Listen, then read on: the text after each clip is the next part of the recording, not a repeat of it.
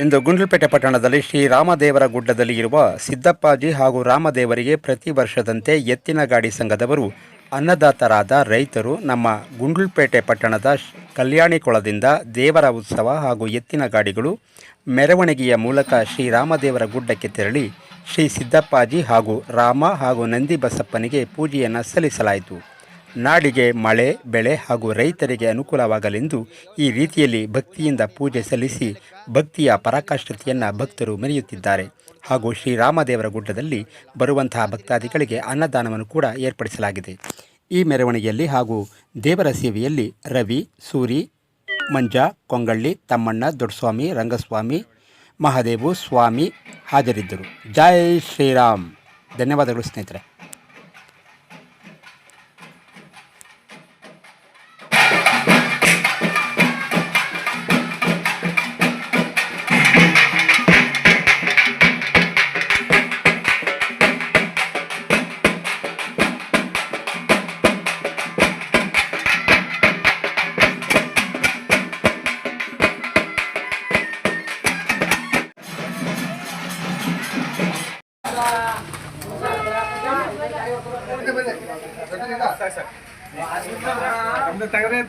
ತೆಗೆದಿದ್ದೀನಿ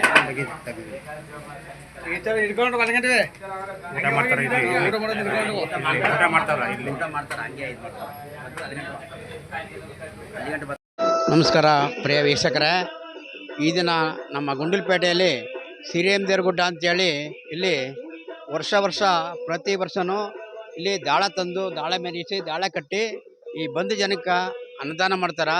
ಸುಮಾರು ಒಂದು 2,000 ಜನ ಮೇಲೆ ಬಂದು ಇಲ್ಲಿ ಅನ್ನದಾನಕ್ಕೆ ಪ್ರಸಾದ ವಿನಿಯೋಗ ಭಕ್ತರಿಗೂ ಮತ್ತು ರೈತರಿಗೂ ಒಳ್ಳೆ ಮಳೆ ಬೆಳೆ ಕೊಟ್ಟು ಒಳ್ಳೆಯದಾಗಲಿ ಅಂತೇಳಿ ಈ ರಾಮರು ಶ್ರೀರಾಮದೇವರ ಗುಡ್ಡ ಮತ್ತು ಸಿದ್ದಪ್ಪಾಜಿ ಅವರನ್ನು ನೆನೆದು ಅವ್ರಿಗೋಸ್ಕರವಾಗಿ ಎಲ್ಲರೂ ಸೇವೆ ಮಾಡಿ ಮಳೆ ಬರಲಿ ಅಂತೇಳಿ ಆ ದೇವರಲ್ಲಿ ಬೇಡಿ ಪ್ರಾರ್ಥನೆ ಮಾಡ್ಕೊಳ್ತಾ ಇದ್ದೀನಿ. ನಮಸ್ಕಾರ ಸರ್.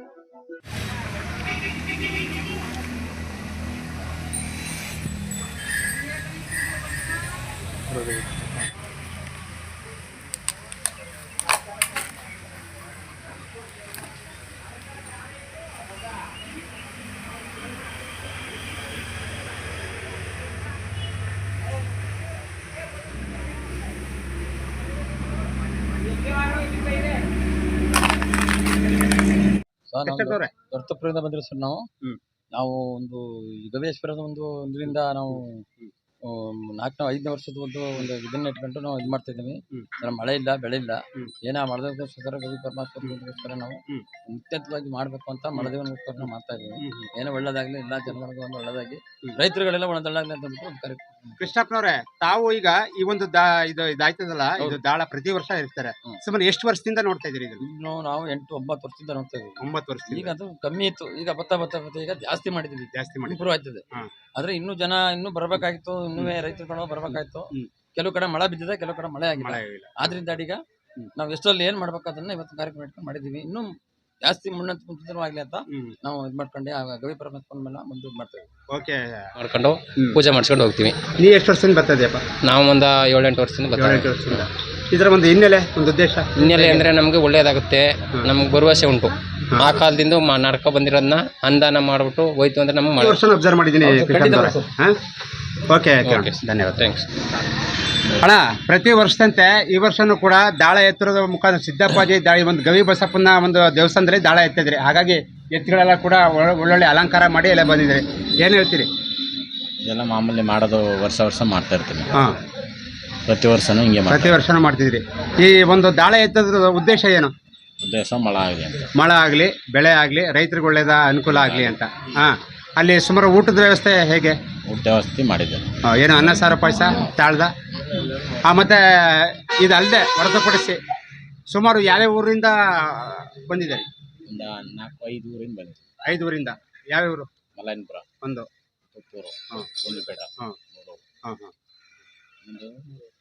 ಈಗ ಎತ್ತುಗಳಿಗೆಲ್ಲ ಬಹಳ ಸುಂದರವಾಗಿ ಅಲಂಕಾರ ಮಾಡಿದರೆ. ಇನ್ನು ಸುಮಾರು ಎಷ್ಟು ಜೋಡಿ ಎತ್ತುಗಳು ಬಂದಿದ್ದಾವೆ?